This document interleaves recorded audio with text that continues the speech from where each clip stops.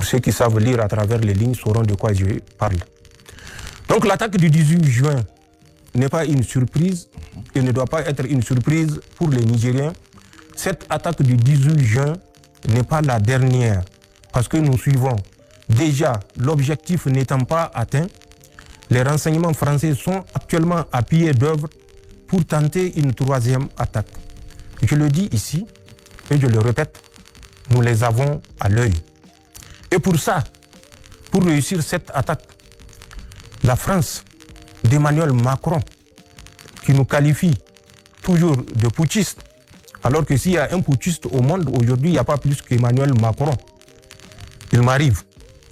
Il arrive à Assimi Goïta, il arrive à Ibrahim Traoré de signer des ordonnances. Mais nous signons également des décrets, parce que nous sommes des chefs d'État et des présidents de nos pays. La horde de ceux qui sont venus pour la deuxième fois à l'aéroport sont des mercenaires à la solde de la France, mais de façon plus générale à la solde de l'Union européenne ou de l'Europe ou de l'Occident plus généralement. Et ça également, ce n'est pas moi qui l'ai dit. Écoutez, le sénateur belge, je me rappelle, le DG RTN a passé un élément. Marc Botenga, écoutez-le, vous comprendrez ce que l'Europe a cotisé en termes de milliards d'euros pour équiper ceux qui pullulent, leurs mercenaires qui pullulent au Sahel pour nous faire la guerre.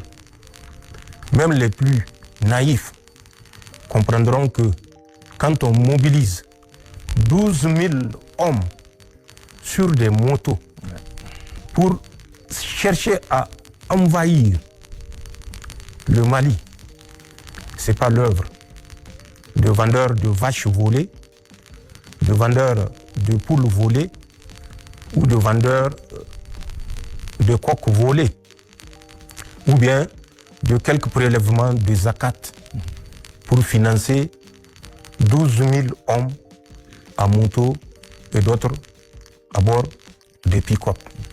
On l'a vu et le monde est témoin de cet état de fait.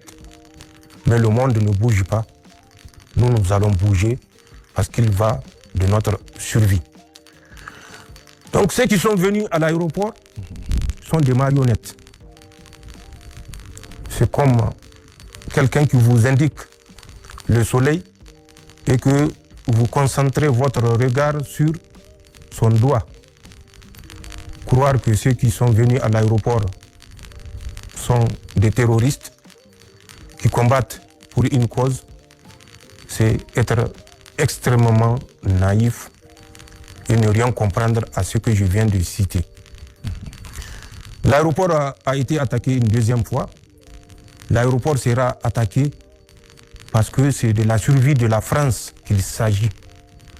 Et la France va utiliser tous les moyens, comme Emmanuel Macron l'a dit, et je le cite, qu'il ne quittera pas le pouvoir la queue entre les jambes avant de partir. Il va régler les comptes aux putschistes du Niger prioritairement, ensuite ceux du Sahel, c'est-à-dire Assimi Goïta et Ibrahim Traoré. C'est de ça qu'il s'agit. C'est la France qui a financé, nous avons des éléments de preuve et je vous le dirai, l'assaut contre l'aéroport la nuit du 28 au 29 janvier d'abord, ensuite celui du 18 juin, toujours de la même année 2026.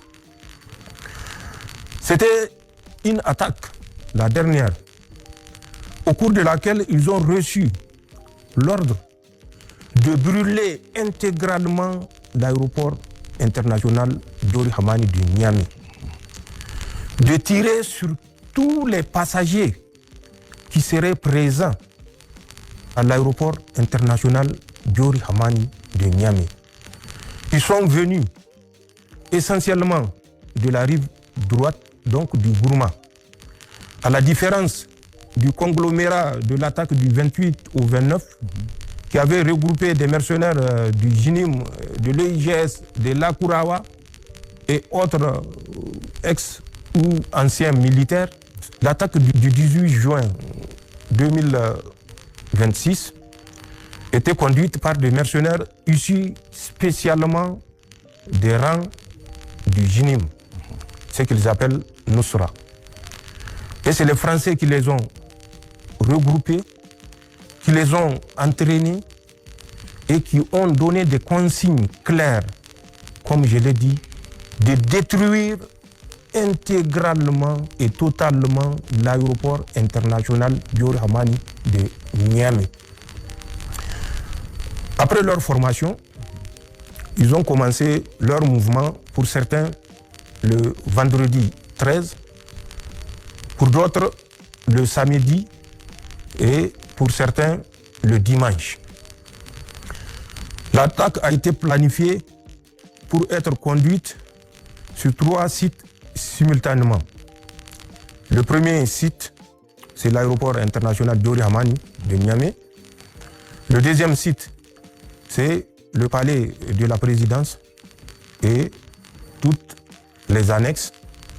Et le troisième site qui devait être attaqué est Tondibia, le centre d'instruction et l'école de formation des officiers. Pour cela, ils ont été dotés par les renseignements français en moyens de communication. Chaque combattant avait reçu 2 types de téléphones. Il y a une marque qu'ils appellent Techno, pour ceux qui sont amateurs ou professionnels dans le domaine. Techno 30, Spark 30. Et il y a une autre marque, IT 5606. Les spécialistes de la communication, ils sauront de quelle marque je parle. Ils avaient reçu l'ordre de mener cette attaque sur ces 3 positions, l'ordre de détruire. Mais nous ne sommes pas aussi, comme on le dit en langue, Kanwallasa. Nous avons cessé d'être Kanwallasa qu'ils ont connu parce que nous avons pris notre destin en main. Eux, c'est leur planification. Mais nous avons aussi notre planification. Face à ce choix stratégique que nous suivons, bien sûr, que je ne vous dirai pas pour des raisons tout simplement stratégiques, nous avons conçu, comme toujours, et comme on sait bien le faire, une riposte. Riposte qui nous a permis d'interpeller déjà le commando qui était censé conduire l'attaque du palais et du centre d'instruction de Tondibia. Nous les avons interpellés le 16 et le 17 juin. Donc, avant l'attaque. 1 ou 2 jours avant l'attaque. L'autre commando dont on va retrouver le repère à 1 km à l'est de l'aéroport international Diori Hamani, nous connaissons la composition exacte de ce commando-là et nous connaissons ceux qui ont survécu à l'attaque du fait qu'ils ne soient pas neutralisés ou arrêtés, mais tout simplement parce que c'était les plus intelligents qui donnaient les ordres à partir de certaines résidences à la périphérie de Niamey et qui ont eu le temps de fuir quand ils ont découvert que l'attaque a échoué. Bien sûr, aux grandes dames de leurs sponsors français, dont on a vu toute la déception. Donc l'attaque du 18 juin a été conduite par des mercenaires à la solde de la France. Et cette attaque visait des objectifs et c'est pourquoi j'ai dit qu'il faut toujours poser des questions pour comprendre les enjeux. La première raison qui a conduit à cette attaque, vous vous rappelez nous avons chassé au moins 4000 militaires occidentaux de notre aéroport, de la base aérienne de Niamey, particulièrement. Pour ce faire, la France voulait par tous les moyens montrer que tant qu'ils seront chez nous, nous serons en sécurité. Mais tant qu'ils ne seront pas chez nous, nous serons là également en insécurité permanente. Mais nous savons ce semblant d'insécurité ou cette insécurité permanente, justement, a pour but de montrer aux Africains que le Seigneur français, le Dieu français, est le seul capable de les protéger. Le deuxième objectif à travers cette attaque, c'est de donner une forme à leur guerre informationnelle qu'ils avaient développée à travers, vous vous rappelez, la cellule Sahel de l'Élysée, qu'ils avaient conçue et mise en place en août 2024.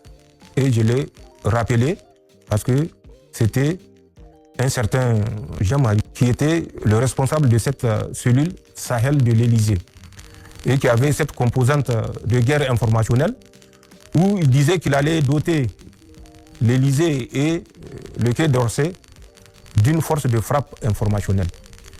Donc il fallait montrer à travers cette guerre informationnelle que les pays du Sahel particulièrement qui font aujourd'hui l'objet ou qui sont l'objet de tous les tirs groupés de la France pour montrer l'incapacité des Africains à s'auto-conduire, à s'auto-déterminer.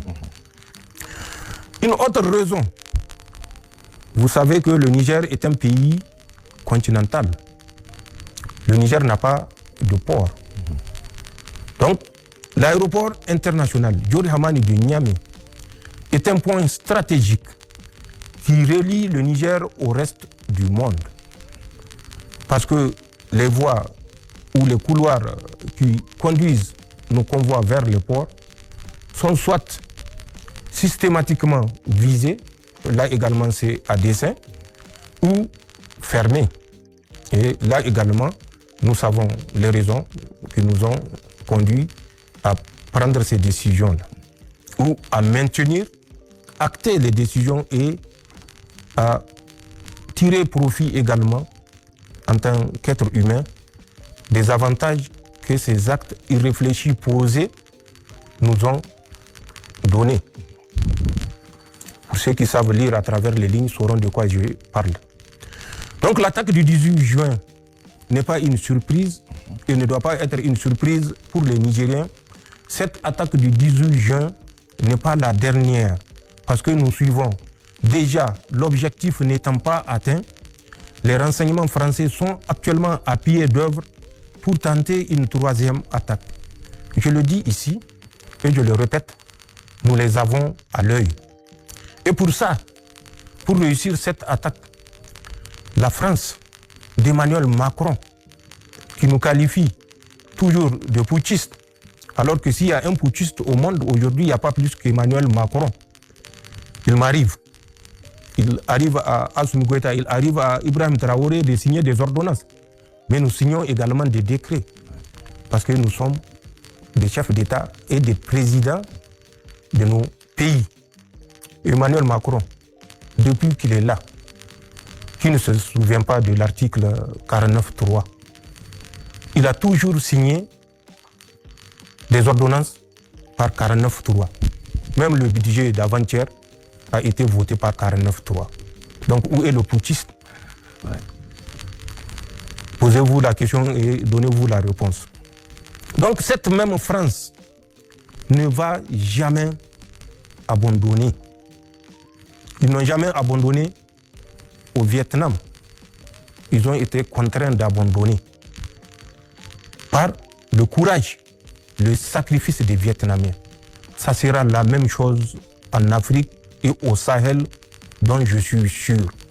Ils seront contraints d'abandonner parce que nous avons fait un choix un choix de nous sacrifier pour nos États, pour nos pays, un choix de nous sacrifier pour notre confédération et un choix irréversible qui va au-delà de nos personnes. C'est un choix de tout un peuple. Et aucune puissance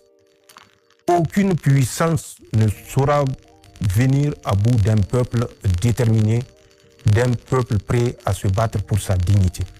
Donc, que le Nigérien ne se laisse pas traumatiser par le tapage médiatique qui a pour objet de montrer notre incapacité à nous autodéterminer, notre incapacité à nous comporter en homme digne et souverain, notre incapacité à diriger nos États, notre incapacité à sécuriser nos États. Nous savons d'où vient la menace, nous savons quels sont les sponsors de la menace et nous savons que ceux que nous confrontons, que nous tuons malheureusement, sont des frères africains parce qu'ils ne sont pas tous de l'espace du Sahel. Il y a d'autres qui viennent des horizons lointains, mais l'un de l'autre, c'est des Africains que nous tuons. Et c'est entre Africains, malheureusement, nous nous entretuons au plaisir des puissances coloniales et néocoloniales, malheureusement, et je le regrette. Donc, de façon synthétique, même si je n'ai pas été synthétique, oui, je dirais que l'attaque de l'aéroport international de Diorou Hamani a été conduite, comme je l'ai dit d'ailleurs lors de la première attaque, par Emmanuel Macron, qui est le défenseur des intérêts de l'Europe, une Europe qui s'est alignée systématiquement derrière lui et qui mobilise des milliards pour acquérir du matériel adapté au Sahel et conduire la destruction des peuples sahéliens, tout simplement pour préserver leurs intérêts.